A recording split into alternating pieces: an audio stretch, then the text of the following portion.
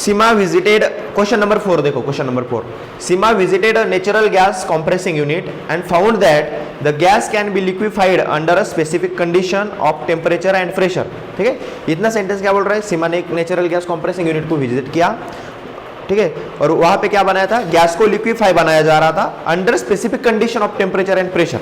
ठीक है, गैस को अगर लिक्विफाई करना है तो कुछ उसके ऊपर कुछ कंडीशन ले जाते हैं, टेम्परेचर बढ़ाना है या कम करना है, प्रेशर बढ़ाना है या कम करना है। While sharing her experience with friend she got confused, help her to identify the correct set of the condition. तो वो कंडीशन क्या होगी टेम्परेचर और प्रेशर की, तो क्या होगी, option A low temperature low pressure, मतलब गैस को अगर हम कॉम्प्रेस कर रहे हैं तो उसका प्रेशर भी हम कम करेंगे और टेम्परेचर भी कम करेंगे। दूसरा ऑप्शन क्या है, हाई टेम्परेचर लो प्रेशर, उसका टेम्परेचर हम बढ़ाएंगे प्रेशर कम करेंगे। उसके बाद सी ऑप्शन क्या है, लो टेम्परेचर हाई प्रेशर, और डी ऑप्शन क्या है, हाई टेम्परेचर हाई प्रेशर। अभी देखो गैस को हम कॉम्प्रेस करते मतलब उसके ऊपर प्रेशर तो लगाते, कॉम्प्रेस करना मतलब उसको प्रेशर लगाना, मतलब प्रेशर हाई होगा। तो देखो ऑप्शन जिस ऐसा ऑप्शन देखो जिसके अंदर प्रेशर हाई है, तो ऐसे कौन से ऑप्शन है अपने पास, ऑप्शन सी और डी है। ठीक है, और हमने देखा था अगर हम प्रेशर ज्यादा करते हैं तो टेम्परेचर क्या करते हैं, कम करते हैं। तो ऑप्शन डी क्या है, दोनों भी हाई, तो ये ऑप्शन गलत है। बचा कौन सा, सी, जिसके अंदर क्या है, लो टेम्परेचर हाई प्रेशर। तो कौन सा ऑप्शन सही हुआ, C, option C is the correct. उसके बाद देखो 5th नंबर का question, zigzag movement of the solute particle in a solution is known as, मैंने लिख के दिया था नोट्स में आपको। ठीक है, हम क्या देख रहे थे, कौन सा प्रॉपर्टी देख रहे थे हम पार्टिकल का, ठीक है, particles of matter are always in motion, ये प्रॉपर्टी में हमने देखा था एक एक्सपेरिमेंट। ठीक है, पानी के ऊपर हमने कुछ पीस या कुछ ग्रेन्स रखे तो zigzag मोशन करने लगते हैं, उनको हम क्या बोलते हैं, ब्राउनियन मोशन। तो option C is correct. Question number 6 देखो, the quantity of matter present in an object is called its, आप सबने डेंसिटी लिखा है, ठीक है, वो गलत है। देखो the quantity of matter present in an object is called as its, option A है वेट, ऑप्शन बी है gram, option C mass, option D density. कौन सा ऑप्शन सही है, मास। ठीक है, मास की वेट नहीं सही, वेट क्या होता है, वो वेट ग्रेविटेशनल फोर्स होता है ऑब्जेक्ट के ऊपर लगा हुआ। लेकिन हमको क्या पूछा, क्वांटिटी ऑफ मैटर, कोई भी सब्सटेंस है, कोई भी ऑब्जेक्ट है, उसके अंदर कितना क्वांटिटी प्रेजेंट है, उसको क्या बोलते हैं हम, मास बोलते हैं। आपने डेंसिटी लिखा है बहुत सारे लोगों ने, डेंसिटी क्या होता है, amount of matter present in the particular area, और पर्टिकुलर जगहों पे जो पर्टिकुलर एरिया में जो मास प्रेजेंट है उसको हम डेंसिटी बोलते हैं, लेकिन पूरे ऑब्जेक्ट में जो प्रेजेंट है उसको हम क्या बोलते हैं, मास। तो कौन सा ऑप्शन सही होगा यहाँ पे, ऑप्शन नंबर सी।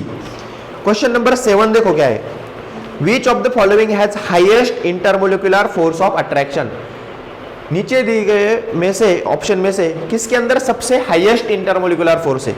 ठीक है, तो किसके अंदर है, आयन के अंदर। सबसे ज्यादा इंटरमोलिकुलर फोर्स किसके अंदर होता है, सॉलिड के अंदर होता है। तो देखो ऑप्शन पहला है वाटर एट रूम टेम्परेचर, मतलब लिक्विड है। बी क्या है, कार्बन डाइऑक्साइड गैस, वो गैस है।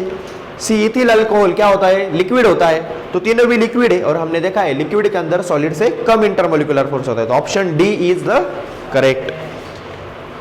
8 वाला देखो, evaporation of a liquid can take place, evaporation जो होता है लिक्विड का कैसे होता है, तो option A at its boiling point, मतलब इसका बॉइलिंग पॉइंट आने के बाद होता है।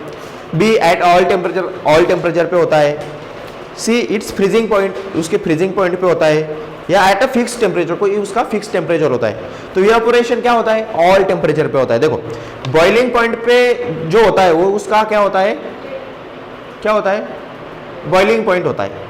ठीक है, उसके बाद उसका वेपराइजेशन होता है, वेपराइजेशन। बॉइलिंग पॉइंट के बाद जो होता है वो वेपराइजेशन होता है, इवेपोरेशन नहीं। उसके बाद option B at all temperature, yes evaporation all temperature पे होता है, मैंने नोट्स में लिखवा के भी दिया था आपको। ठीक है, आप अभी रखवा दो एक बाउल में पानी, उसका इवेपोरेशन हो जाएगा कौन से भी टेम्परेचर पे। ठीक है, तो option B is the correct. Question number 9 क्या है, during evaporation particles of liquid can change into vapour. ठीक है, इवेपोरेशन के दौरान क्या होता है, जो लिक्विड के पार्टिकल्स है वो वेपर में कन्वर्ट होते हैं।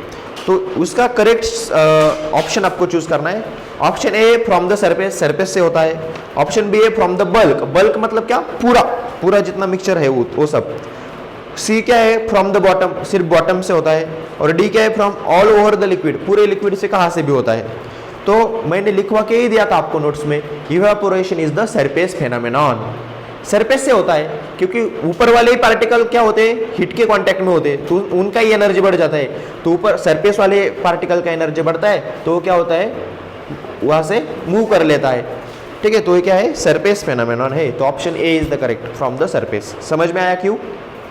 उसके बाद देखो question number 10, dry ice on heating produce. Dry ice हमने देखा था, ड्राई आइस क्या होता है, सॉलिड कार्बन डाइऑक्साइड होता है। उसको अगर हम हीट करेंगे तो क्या प्रोड्यूस करेगा, गैस प्रोड्यूस करेगा डायरेक्टली, वो लिक्विड में नहीं कन्वर्ट होगा।